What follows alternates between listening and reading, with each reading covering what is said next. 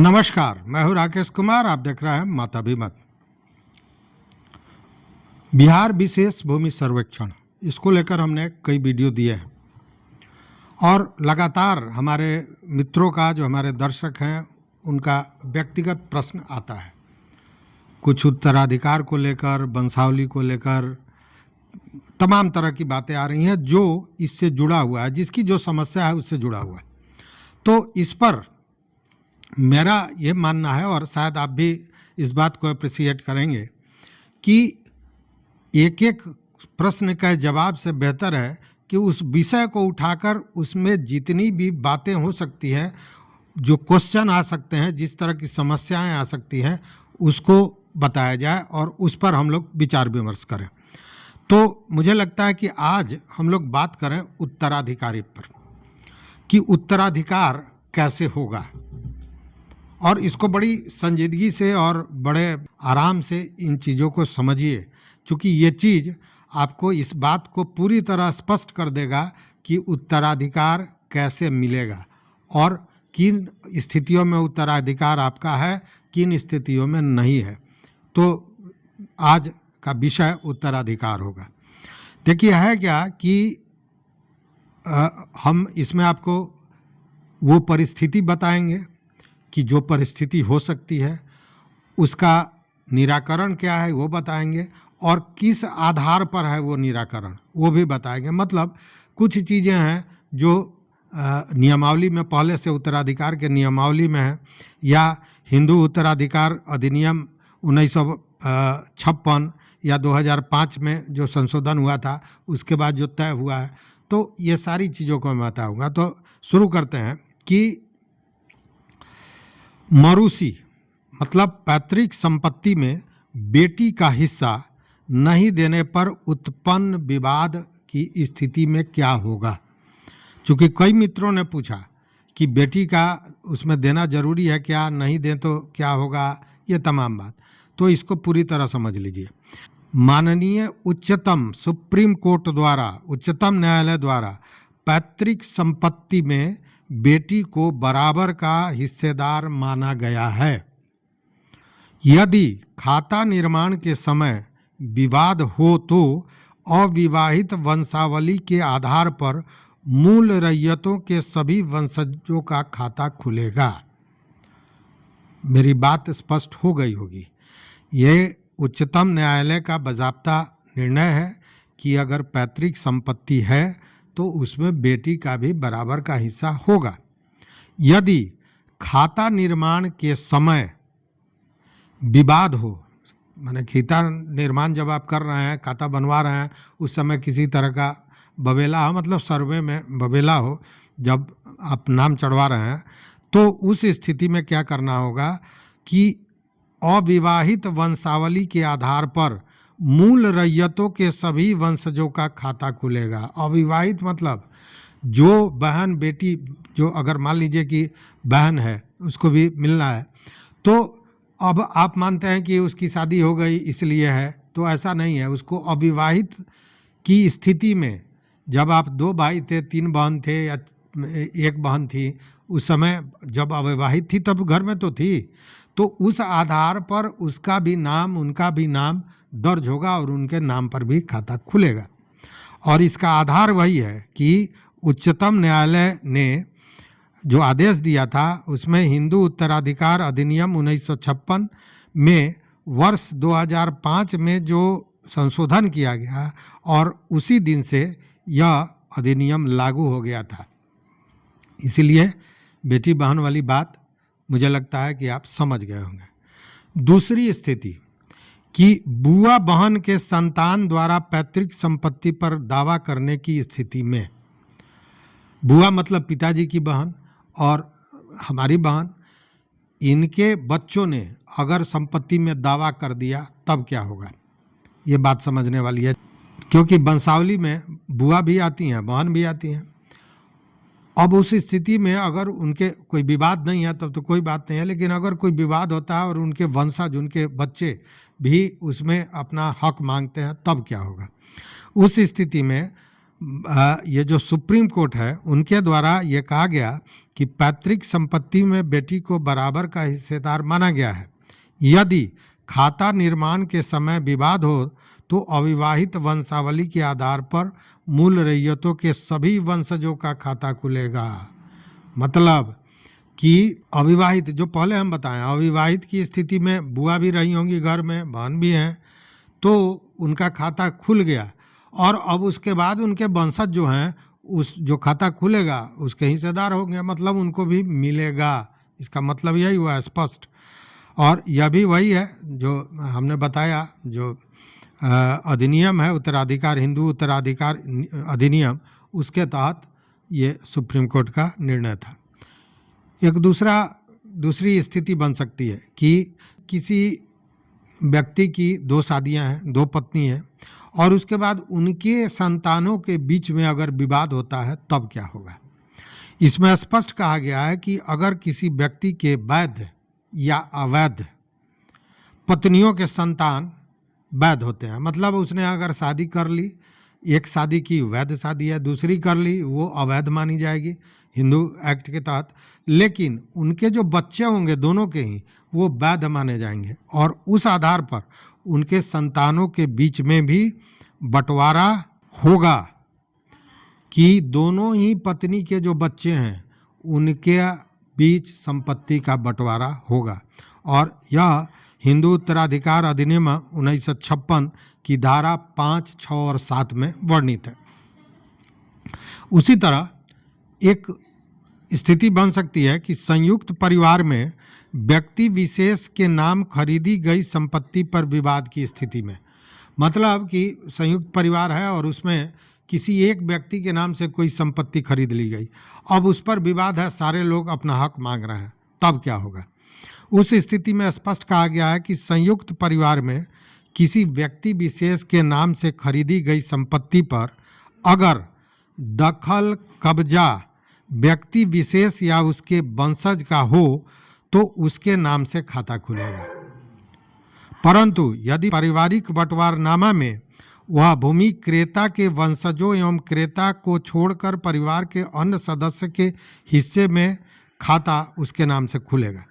देखिए, इसमें स्पष्ट कहा गया है कि संयुक्त परिवार में अगर किसी व्यक्ति विशेष के नाम से खरीदी गई है जमीन और वह संपत्ति उसी व्यक्ति के दखल कब्जा में है, और तो उस स्थिति में उसका जो वंशज होगा उसके नाम पर खाता खुलेगा। लेकिन अगर परिवार में बंटवारा हुआ है और बंटवारनामा में जो बंटवारा हुआ है उसमें उसको दूसरे वंशजों के हिस्से में भी दिया गया है, उस स्थिति में वो जो संपत्ति है उस पर जो काबिज है, जो दूसरे लोग हैं, वो जो काबिज हैं जिनको बंटवारनामा से वो मिला है, वो उनके नाम से खाता खुलेगा।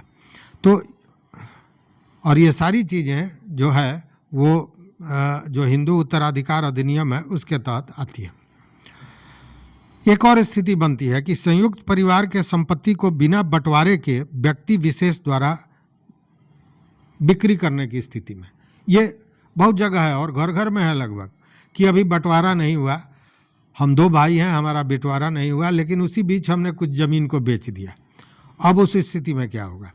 तो स्पष्ट कहा गया है कि संयुक्त परिवार के संपत्ति को बिना बंटवारे के व्यक्ति विशेष द्वारा बिक्री की गई भूमि का खाता केवल खाताधारी के नाम से खुलेगा एवं यदि उसका कब्जाधारी का कैफियत कालम में नाम रहेगा तथा सत्ववाद लंबित हो तो इंदिराज कैफियत कालम में होगा।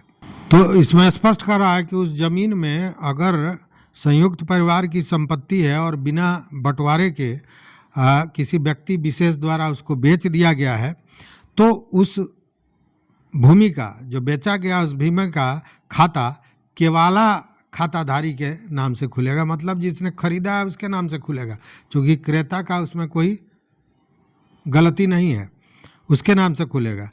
लेकिन अगर कोई मामला है उस पर स्वत्ववाद चल रहा हो तो उस स्थिति में उसमें इंदिराज कैफियत कालम में लिखा जाएगा।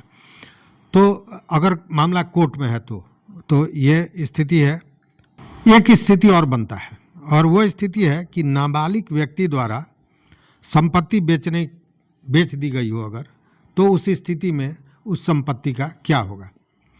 तो नाबालिग व्यक्ति द्वारा बेची गई संपत्ति अवैध है, स्पष्ट समझ लीजिए।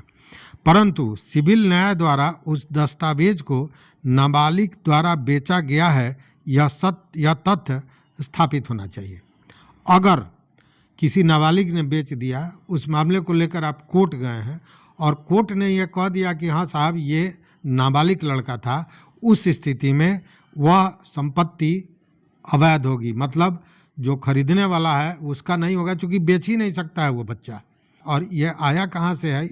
ये बजाबता रजिस्ट्रीकरण की धारा 2/8 एवं भारतीय बालिग अधिनियम की धारा 3 में वर्णित है कि उस नाबालिग बच्चे को ये बेचने का अधिकार नहीं है।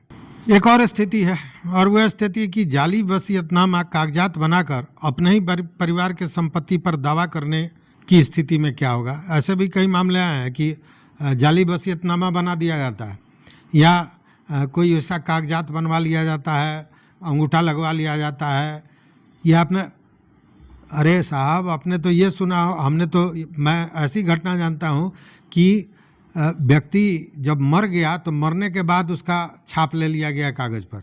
ऐसी स्थितियाँ होती हैं। तो उस स्थिति में क्या होगा? इसमें स्पष्ट लिखा गया है कि जाली वसीयत या कागजात को सिविल न्यायालय द्वारा अथवा जिस कार्यालय से वह वसीयत कागजात निर्गत बताया गया है, उस कार्यालय द्वारा अगर अवैध करार कर दिया जाता है तो अवैध माना जाएगा। मतलब वो उस वसीयतनामा के आधार पर कोई चाहता है कि खाता खुलवा ले तो उसका खाता नहीं खुलेगा। एक स्थिति है कि संयुक्त परिवार के मुखिया द्वारा अपनी दूसरी पत्नी के नाम पर खरीदी गई संपत्ति के बंटवारे में उत्पन्न अगर कोई विवाद होती है तब क्या होगा। मतलब कि जो परिवार का मुखिया है वो दूसरी पत्नी के नाम पर, और अब जानते हैं दूसरी पत्नी का मतलब हमारे यहाँ उसको वैध नहीं मानते हैं।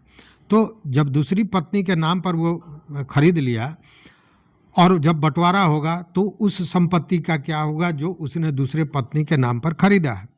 इस पर स्पष्ट है, इसका जो दिशा निर्देश है कि संयुक्त परिवार में व्यक्ति विशेष का नाम खरीदी गई संपत्ति पर अगर दखल कब्जा व्यक्ति विशेष या उसके वंशज का हो तो उसके नाम से खाता खुलेगा। परंतु यदि पारिवारिक बंटवारा नामा में वह भूमि क्रेता के वंशजों एवं क्रेता को छोड़कर परिवार के अन्य सदस्य के हिस्से में है तो खाता उनके नाम से खुलेगा। मतलब कि ये पूरी तरह इस पर डिपेंड करता है कि उस पर दखल कब्जा किसका है और बंटवारा में क्या उस जमीन का पूर्व से बंटवारा हुआ है। अगर हुआ है तो जिसके जिसके नाम से बंटवारा हुआ है, दूसरे वंशजों के नाम से भी बंटवारा हुआ है, तो उनके नाम से भी खाता खुलेगा। देखिए यहाँ जो भी बातें मैं कर रहा हूँ यह भूमि सर्वेक्षण को लेकर कि उन किस स्थिति में किस व्यक्ति का नाम अंकित होगा उस संपत्ति के रैयत के रूप में, मालिक के रूप में। मैं बंटवारे का विवाद या उत्तराधिकारी के विवाद को नहीं बता रहा हूँ, मैं सीधा बता रहा हूँ कि किस स्थिति में कौन सी परिस्थिति होगी जिसमें संपत्ति का रैयत कौन होगा और उसके किसके नाम से खाता खुलेगा। अगर संयुक्त परिवार में कोई व्यक्ति ऐसा है जो नावल्द हो जाता है, उसको बाल बच्चा नहीं है, और उसकी संपत्ति पर परिवार का कोई दूसरा व्यक्ति अपना दावा करता है, तो उस स्थिति में क्या उसका दावा माना जाएगा, क्या उसके नाम से खाता खुलेगा? ऐसी भी मामले बहुत से हैं, सैकड़ों की स्थिति में। तो इसमें देता है स्पष्ट कि संयुक्त परिवार में नावल्द व्यक्ति के हिस्सा पर संयुक्त परिवार के सभी सदस्यों का बराबर का हिस्सा होगा, किसी एक व्यक्ति का नहीं होगा। परंतु अगर बंटवारा नामा में संयुक्त परिवार के किसी एक या अधिक सदस्य के नाम से नावल्द का हिस्सा दिखाता है तो उसके नाम से खाता खुलेगा। अगर बंटवारा हुआ है तो, अन्यथा उस जमीन पर जिस नावल्द व्यक्ति का वो की भूमि है, उसकी संपत्ति है, उस पर सारे लोगों का बराबर का हक होगा, यही नियमावली कहता है। उसके अलावा एक प्रश्न उठता है, ऐसी भी घटनाएं हुई हैं कि मूल रैयत के दूर के रिश्तेदार के जमीन को लिखवाकर उक्त जमीन पर दावा करने की स्थिति। मतलब कि कोई मूल रैयत, मतलब कि हम हैं और हमारे बहुत दूर के किसी रिश्तेदार ने ज़मीन लिखवा लिया और लिखवा कर वो उस पर अपना दावा कर रहा है, तो इसमें स्पष्ट है कि अगर केवाला को सिविल न्यायालय द्वारा अवैध नहीं ठहराया जाता है, मतलब ये मामला कोर्ट का है कि अगर उस केवाला को, उस रजिस्ट्री को गलत नहीं ठहराया जाता है, तो वो खाता केवालाधारी जो रजिस्ट्री करा है उसके नाम से खुल सकता है। उसी तरह अगर खतियानी रैयत के नाम 4 पुत्र हैं, मतलब किसी के नाम से खतियान है, उसको 4 पुत्र हैं और 3 पुत्र संयुक्त रूप से खेती करते हैं, 1 पुत्र गांव से बाहर रहते हैं, तब खाता निर्माण संयुक्त रूप से होगा। ये समस्या लगभग हर घर में है, इसलिए कि कोई ना कोई नौकरी कर रहा है, बाहर रह रहा है, 2 आदमी खेती कर रहा है या 1 आदमी खेती कर रहा है, 3 आदमी बाहर है। अब इसको लेकर भी विवाद चल रहा है। तो इसमें स्पष्ट कहा गया है कि एक सह हिस्सेदार का कब्जा सब हिस्सेदारों का कब्जा माना जाता है।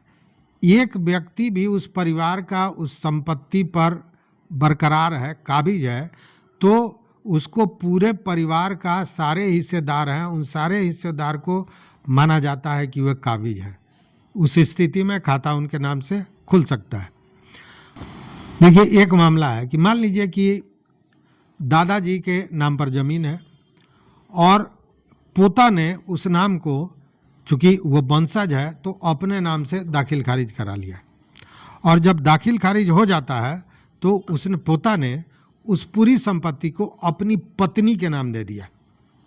लेकिन अब उस पोता का बाप, मतलब बाबा के पुत्र, वो उस पर अपना दावा प्रस्तुत करें, भूमि पर कर रहे हैं, तो उस भूमि का, उस संपत्ति का क्या होगा। तो इसमें स्पष्ट है कि जिसके नाम से रजिस्ट्री कर दिया गया है उसी के नाम से खाता खुलेगा, लेकिन उसमें जो अभियुक्ति का कॉलम है उसमें इस मामले को अंकित कर दिया जाएगा कि यह मामला विवाद में है या यह मामला कोर्ट में गया हुआ है। चूँकि पिताजी ने तो दावा कर दिया है, तो दावा तो कोर्ट में हुआ होगा, तो उस स्थिति में इसको अंकित करना है, लेकिन रजिस्ट्री जिसने कराई है उसी के नाम से यह खाता खुलना है। एक और मामला है जो आया है, उस पर मैं बात करूं कि एक व्यक्ति है जिसकी पत्नी मर जाती है, उसके बाद वो दूसरी शादी करता है। पत्नी जो पहली है उनसे भी 2 बच्चे हैं, दूसरी पत्नी है उनसे भी 2 बच्चे हैं। अब जब वो आपस में बंटवारा करते हैं तो 1/6, मतलब 6 भाग लगाते हैं। 2 बच्चे जो पहली पत्नी के हैं उनके हिस्से, 2 हिस्सा जो दूसरी पत्नी का बच्चा है उसके हिस्से, और पति पत्नी भी अपने हिस्से 1-1 हिस्सा लेती है। तो 6 व्यक्ति हुए तो 1/6 से हिस्सा लगता है। अब वो पति पत्नी नहीं है, उस स्थिति में उनका जो 2 हिस्सा बचता है उसका कौन हिस्सेदार होगा। मान लीजिए कि पति पत्नी, दूसरी पत्नी है, पहली पत्नी तो पहले ही समाप्त हो गई है, तो उसमें क्या वो संपत्ति दूसरे पत्नी के बच्चों को मिल जाएगा या बराबर के हिस्से में बटेगा। तो इसमें स्पष्ट है कि ये न्यायालय का आदेश है कि जो भूमि है जो लड़कों को प्राप्त है, उसके अतिरिक्त पिता और पिता के द्वितीय पत्नी की भूमि सभी लड़कों में, मतलब चारों लड़कों में बराबर बराबर बांट दिया जाएगा। तो उत्तराधिकार को लेकर जो मामले आए हैं या आ रहे हैं या आ सकते हैं, उन सारे पर हमने बृहत रूप से बात की है और यह जो दिशा निर्देश है इसी के आधार पर खाता खुलना है, इसी के आधार पर जो रैयत होंगे उनको तय किया जाएगा। तो मुझे लगता है कि उत्तराधिकार से संबंधित सारे मामलों को स्पष्ट रूप से आप समझ गए होंगे। वीडियो बहुत लंबा हो गया, तो इस वीडियो में बस इतना ही। फिर दूसरे दिन हम लोग बात करेंगे अवैध कागजात या जाली कागजात को लेकर जो लोग आ रहे हैं और अपना दावा कर रहे हैं, उसमें क्या हो सकता है, उस पर बात करेंगे।